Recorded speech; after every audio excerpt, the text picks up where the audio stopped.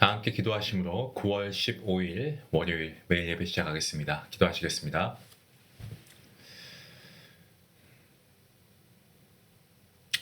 구원의 하나님, 복음을 모든 민족에게 전하라고 사명을 주신 하나님, 오늘도 우리 모든 성도님들, 우리 교회가 이 사명을 끝까지 감당할 수 있기를 간절히 원합니다. 먼저 이 샌프란 지역에 우리 중앙교회를 세워주시니 감사합니다. 이쪽에 구원의 방주의 역할을 잘 감당하는 그러한 믿음의 공동체가 되게 허락하시고 지역사회에 복음을 전하는 일에 힘을 다할 수 있도록 하나님 우리에게 능력을 더해주시옵소서. 또한 우리가 섬기는 모든 선교지들 가운데 주님 함께 하시고 우리의 기도를 통하여 우리의 물질을 통하여 우리의 섬김을 통하여 주님의 역사가 나타나게 허락하여 주시옵소서. 한 영혼을 향한 주님의 마음을 우리 안에 부어주셔서 말씀과 기도와 사랑과 섬김을 통하여 이 복음을 전하는 교회가 우리 교회가 되게 허락하여 주시옵소서.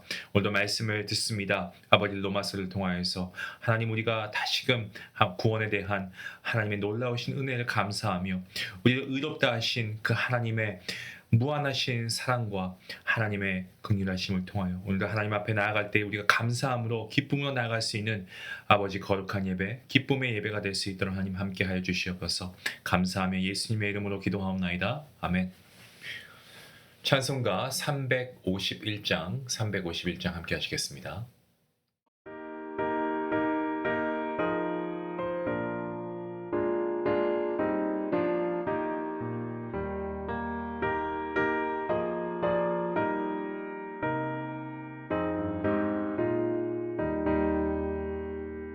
믿는 사람들은 주의 군사니 앞서가신 주를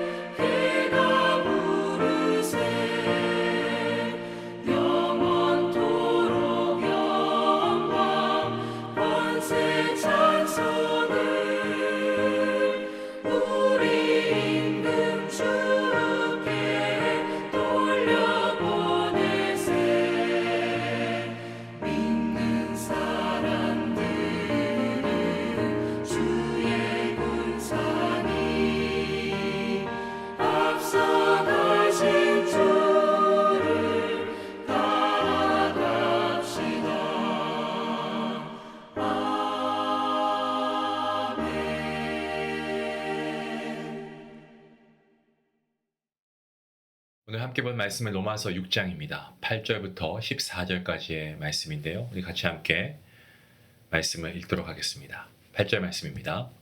만일 우리가 그리스도와 함께 죽었으면 또한 그와 함께 살 줄을 믿노니 이는 그리스도께서 죽은 자 가운데서 다시 살아나셨으며 다시 죽지 아니하시고 사망이 다시 그를 주장하지 못할 줄을 알미로다. 그가 죽으심은 죄에 대하여 단번에 죽으심이요 그가 살아계심은 하나님께 대하여 살아계심이니 이와 같이 너희도 너희 자신을 죄에 대하여는 죽은 자요 그리스도 예수 안에서 하나님께 대하여는 살아있는 자로 여길지어다. 그러므로 너희는 너희 죄가 너희 죽을 몸을 지배하지 못하게 하여 몸의 사욕에 순종하지 말고 또한 너희 지체를 불의의 무기로 죄에게 내주지 말고 오직 너희 자신을 죽은 자 가운데서 다시 살아난 자 같이 하나님께 드리며 너희 지체를 의의 무기로 하나님께 드리라. 죄가 너희를 주장하지 못하리니 이는 너희가 법 아래 있지 아니하고 은혜 아래에 있습니다. 아멘. 오늘 본문 이전의 말씀 어제 주일 본문이긴 한데요. 말씀이 연결되는 부분이 있어서 어제 본문 1절부터 함께 말씀을 살펴보길 원합니다. 로마서 6장은 의롭다 하심을 받은 성도가 어떻게 살아야 하는가에 대해서 설명하고 있는 말씀입니다. 로마서 5장까지 어떻습니까? 바울은 모든 사람이 죄인이다 라는 것을 밝히고 오직 예수 그리스도를 믿음으로 의롭다함을 받는다 라는 이 복음의 원리 이것을 증거했습니다. 자, 근데 여기서 죄가 더한 곳에 은혜가 넘쳤다라는 말씀이 있는데요. 좀 우리가 잘못 이해할 위험이 있습니다. 어떤 분들은 그렇다면 은혜를 더하기 위해 죄를 더 지어도 되지 않나? 어떤 이런 궤변을 펼치시는 분들이 있는데요. 바울은 이에 대해서 단호하게 말하고 있습니다. 그럴 수 없다. 죄에 대해서 죽은 우리가 어찌 그 가운데 더 살리요? 라고 하죠. 이 죄인이 은혜로 구원받는 것은 참으로 놀랍고 감격스러운 일입니다. 하지만 그것이 죄를 합리화하는 구실이 될 수는 없습니다. 은혜를 경험한 자라고 한다면 더 이상 죄 가운데 머물 수 없습니다. 죄에 대해 죽었다라는 이 말은 죄와의 관계가 단절되었다는 거죠. 예수 그리스도의 보혈로 죄사함을 받은 사람은 더 이상 죄의 지배 아래 있지 않습니다. 예수님께서 우리 안에 계신데 어떻게 다시 죄의 노예로 살아갈 수 있겠습니까? 물론 성도 여전히 죄를 지을 수 있습니다. 하지만 예수님을 믿기 전처럼 죄의 권세에 지배당하지 않습니다. 신분이 죄인에서 의인으로 옮겨졌기 때문에 과거처럼 죄의 노예로 살아가는 것은 옳지 않습니다. 이어서 바울은 예수님과의 연합을 이 세례라는 것으로 설명을 했죠. 무릇 그리스도 예수와 합하여 세례받은 우리는 그의 죽으심과 합하여 세례를 받은 줄 알지 못하느냐. 여기서 말하는 세례는 단순히 물로 하는 그런 어떤 의례가 아니고 성령 세례, 곧 예수님과 연합하는 것을 뜻하고 있습니다. 세례 받은 자는 예수님과 함께 죽고 함께 살아난 자입니다. 예수님께서 죄인을 위하여 죽으신 것처럼 예수님과 연합한 자는 옛사람이 예수님과 함께 십자가에 못 박혀 죽었습니다. 동시에 예수님께서 이 부활하신 것처럼 세례받은 자도 새로운 생명으로 다시 살아나는 사람입니다. 그와 함께 장사되었다라는 표현이 나오죠. 그것은 옛사람이 예수님과 함께 무덤에 묻혔다라는 의미입니다. 그리고 예수님께서 하나님의 영광으로 부활하신 것처럼 우리도 새 생명 가운데 행하게 하려 하심, 바로 거기에 있습니다. 새 생명은 단순히 죄사함을 받는다 이러한 차원을 넘습니다. 뛰어넘어서 삶의 방식이 완전히 달라진 것을 뜻하죠. 이전에는 죄라고 하는 것이 삶을 지배했지만 이제는 하나님의 뜻이 삶을 이끌어가는 겁니다. 사도 바울이 이것을 반복해서 확증하면서 만일 우리가 그의 죽으심과 같은 모양으로 연합한 자가 되었으면 또한 그의 부활과 같은 모양으로 연합한 자도 될 것이다 라고 이야기합니다. 자, 같은 모양이라는 말은 우리가 예수님과 동일한 방식으로 죽고 부활했다 이게 아니고 유사한 형태로 죽고 살아났다라는 의미예요. 무슨 말씀이냐면 예수님의 십자가와 부활하심에 연합한 자는 죄라고 하는 이 죄의 지배 아래에서 해방되어서 새로운 삶을 살아간다라고 하는 그러한 뜻입니다. 그렇다면 여기서 새 생명으로 살아가는 삶이란 무엇입니까? 바울은 어제 그 6절 말씀에서 우리의 옛사람이 예수와 함께 십자가에 못 박힌 것은 죄의 몸이 죽어서 다시는 우리가 죄에게 종 노릇하지 아니하려 함이다라고 이야기합니다. 우리 옛사람이 십자가에 못 박힌 이유는 더 이상 죄의 종으로 살지 않게 하기 위함이라는 거죠. 옛사람이 죽었습니다. 그렇다면 이제는 새 사람으로 살아가야 함이 마땅합니다. 죄로부터 해방되었습니다. 그러니까 이제는 하나님을 섬기는 의의 종으로 살아가는 것이 마땅합니다. 성도는 단순히 죄를 용서받은 죄인이 아니고 새로운 사람으로 변화된 그러한 의인입니다. 자, 바울은 이제 이어서 예수님의 죽으심이 once for all, 히브리서 설교자가 얘기한 것처럼 단번에 이루어진 것이다. 예수님의 십자가의 죽으심이 단번에 이루어진 것이다 라고 이야기하죠. 예수님의 죽음은 한 번으로 완전하고 모든 인류의 죄를 해결하셨습니다. 과거의 죄, 현재의 죄, 그리고 미래의 죄까지 단번에 담당하신 거죠. once for all. 더 이상의 희생 제물은 필요하지 않습니다. 동시에 예수님의 부활은 어떻습니까? 영원한 생명을 개런티하죠. 보장합니다. 다시는 사망이 예수님을 주장하지 못합니다. 때문에 우리도 자신을 죄에 대해서는 죽은 자이고 하나님께 대하여는 산 자로 여겨야 하는 것이 마땅합니다. 예수님의 죽음과 부활에 참여한 사람은 삶의 태도 자체가 달라집니다. 죄가 아닌 하나님을 향해 살아가는 삶이 됩니다. 이제 바울은 성도가 구체적으로 어떻게 살아야 하는지를 권면합니다. 너희는 죄가 너희 죽을 몸을 지배하지 못하게 하여 몸의 사욕에 순종하지 말고 또한 너희 지체를 불의의 무기로 죄에게 내주지 말고 오직 하나님께 드리라 라고 본문 13절에서 이야기합니다. 여기서 죽을 몸이라고 하는 것은 유한한 존재로서의 인간을 의미하고 있습니다. 우리 육체는 어떻습니까? 여전히 욕망을 품고 유혹에 노출되어 있지 않습니까? 하지만 성도라고 했을 때 성도는 몸의 정욕을 따라 살아서는 안 됩니다.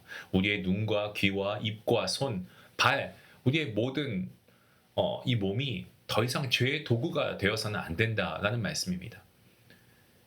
여러분, 아담과 하와가 눈과 손과 입을 통해 범죄하지 않았습니까? 그런 것처럼 우리의 몸도 죄의 통로가 충분히 될 수가 있습니다.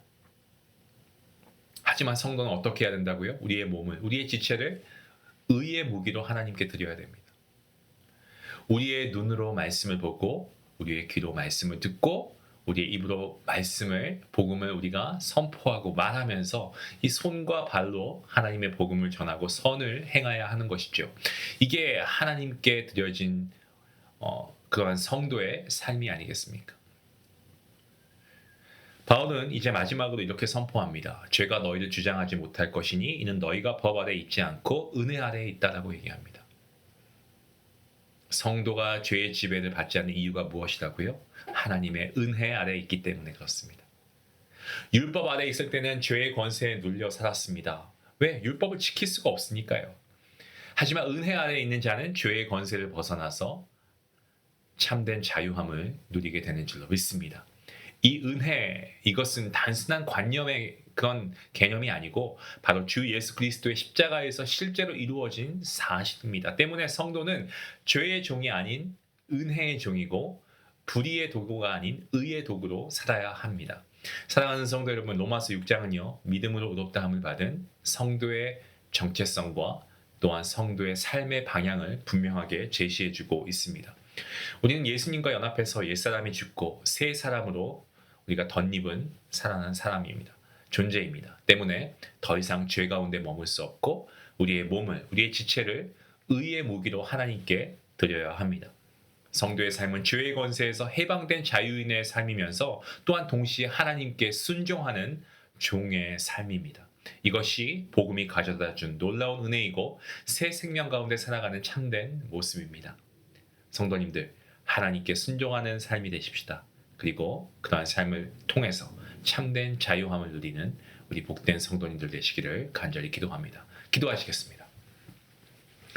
하나님, 오직 하나님의 은혜로 저희를 불러주시고 예수 그리스도의 십자가의 죽으심과 부활에 연합하게 하시니 감사합니다. 옛사람이 십자가에 못 박히고 새 사람으로 살아나게 하셨으니 죄가 다시 저희를 주장하지 못하게 주님 우리를 붙잡아 주시옵소서. 우리의 몸을 불의의 도구로 내어주지 않게 하시고 하나님이 사용하시는 의의 도구가 되게 하나님께 드리는 삶으로 살 수 있게 우리의 몸을 주님 사용하여 주시옵소서.